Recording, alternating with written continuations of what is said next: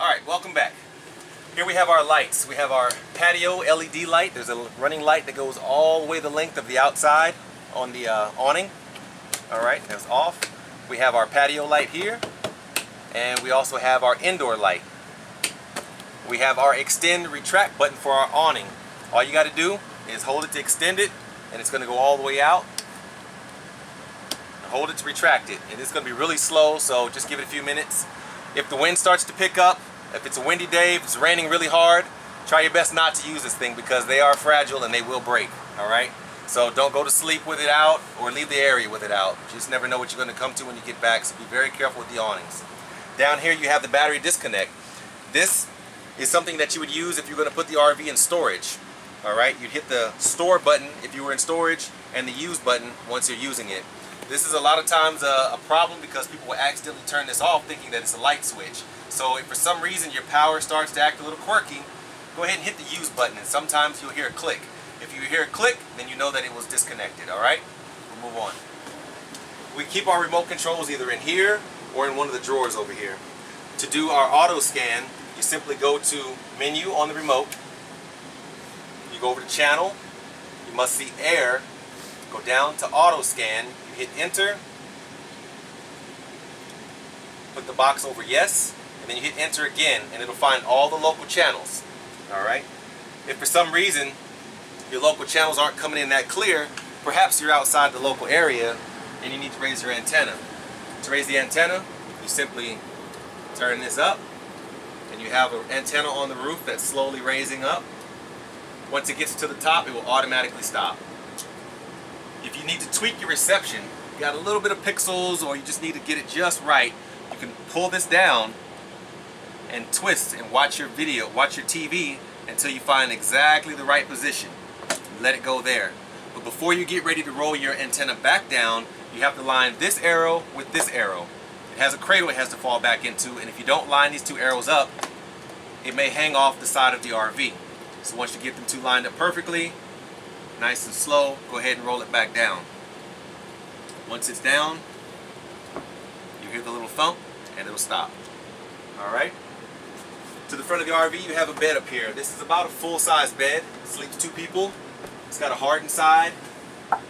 So once you bring it over the top, drop it in place, and you can sleep two people up here. Alright? You also have a little vent up here. You just twist this, it raises the vent up so you can release some of that hot air. But do not drive with this out. This is made of plastic and the wind may break it or fracture it. So just be careful with that. Up here in the front, we have all the same components that's synonymous with a truck or a van. You have your readout here, so when you put your vehicle in reverse, your camera will come on right here. Okay? You have electrical, your 12-volt outlets, air conditioning, cruise control, adjustments on the seats or on the outside, and you have electric mirrors on the left. So if you need to adjust your mirrors, you can do that over there also. Alright? Here we have our jackknife couch. You simply grab the bottom and lower it like so. Just leave it here. Above here we have all storage. Okay? Speakers, lights. On the other side we have our dining area. This also turns into a bed. If you want to turn into a bed, you take these cushions back on both sides. There's a lever underneath here. You swing it to the other side. Then you push down on the table until it goes all the way to the bottom. Then you take all of your cushions to include the back cushion and you fill on all the gaps. Alright?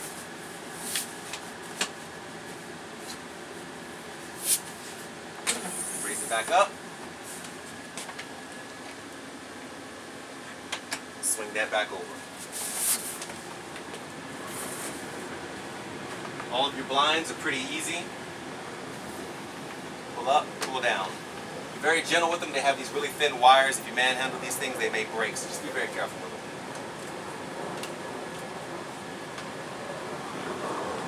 them. Okay, here we have our control panel. So here's how we move our slide out. To move it in, to move it out, you're going to hit the slide button to extend and retract. Right now it's all the way out. So just to pull it in, push the button until the room comes all the way to a complete stop. This will not work if the engine is on. So if for some reason you try to move it either way and it doesn't work, possibly you have the keys in the ignition. So go ahead and take them out. It's a safety feature. The awning also works exactly the same way. Keys in ignition, the awning will probably not go out for you. So take it out and the awning should move out. Alright, so let's go ahead and extend this back out.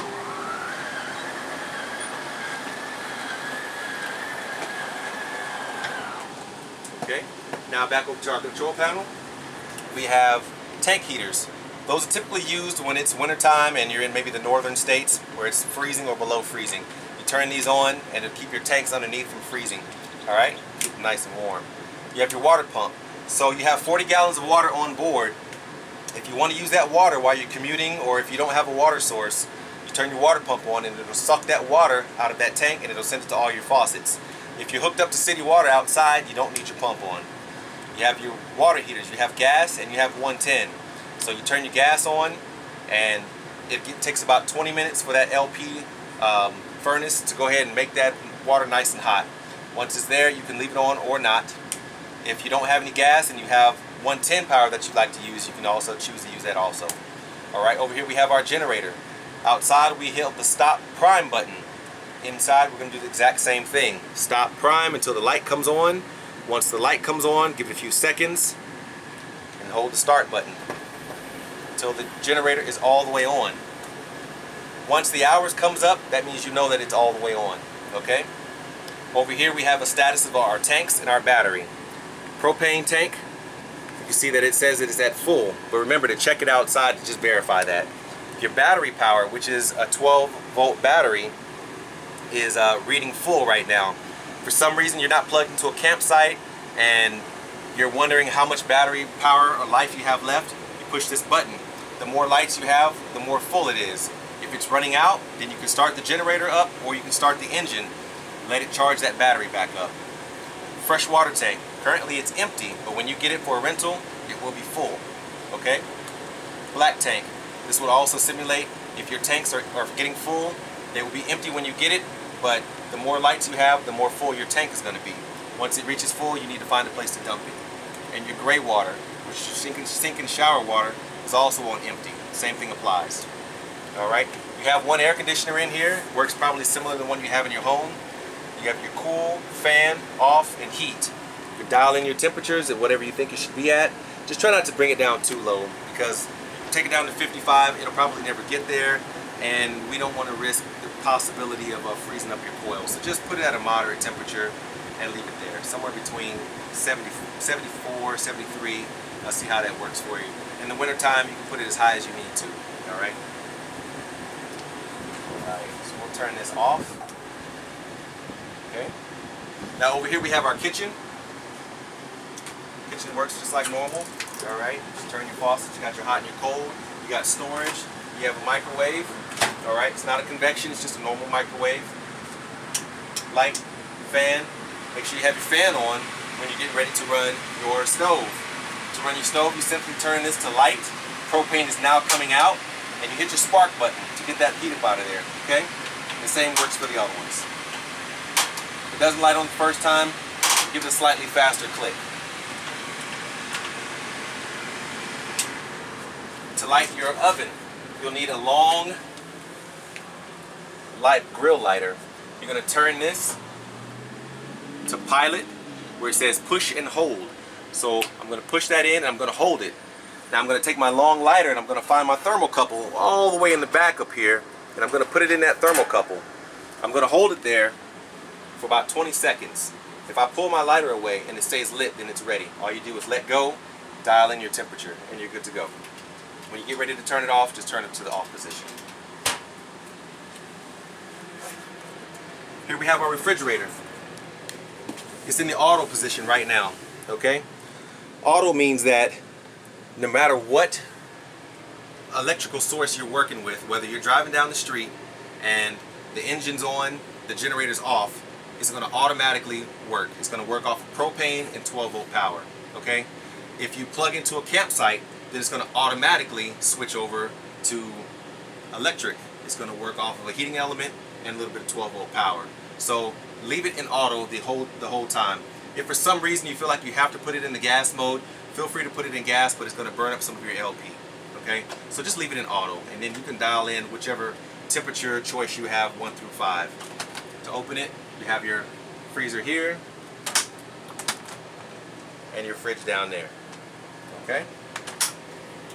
Back here we have our bedroom.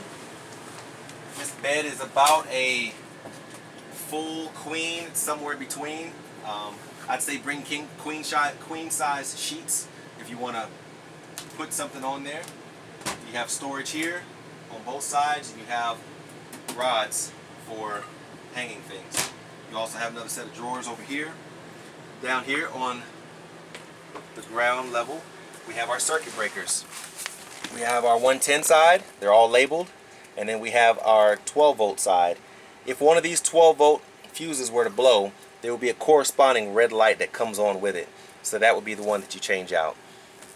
Alright. Here's our TV. It's going to be programmed exactly the same way the other one was, and here's our radio for the outside speakers. This also has Bluetooth connectivity, so you can stream your own cell phone music straight to it if you like. Alright. Your lights, you have one light here, one light there, and another vent up here. In our bathroom, you have a step button for the water to come out to flush. Alright. It's all made of plastic, so be very careful when you step on this. If you step on it too hard, you may break it. Okay, just being honest. You have toilet chemicals. Alright, RV toilet treatment. So what you're going to do is, with an empty tank, before you guys go out on your trip, the first person that uses it needs to take half of this and pre-treat the tank.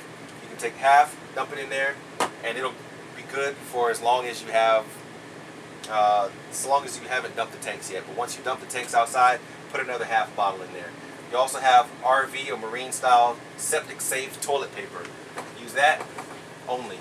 The other heavy stuff will not break down the same way in these septic tanks.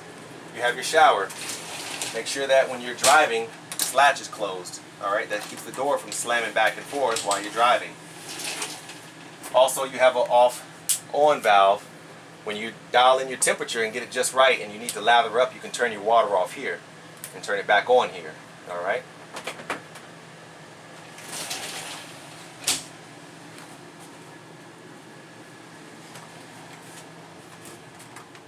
And finally,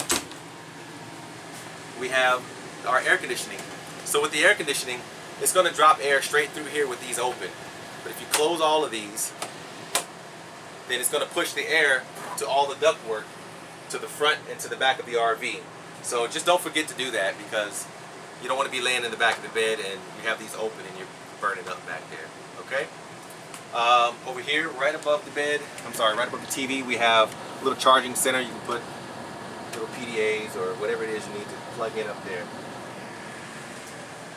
Alright, I believe that completes everything. Thank you very much for your time.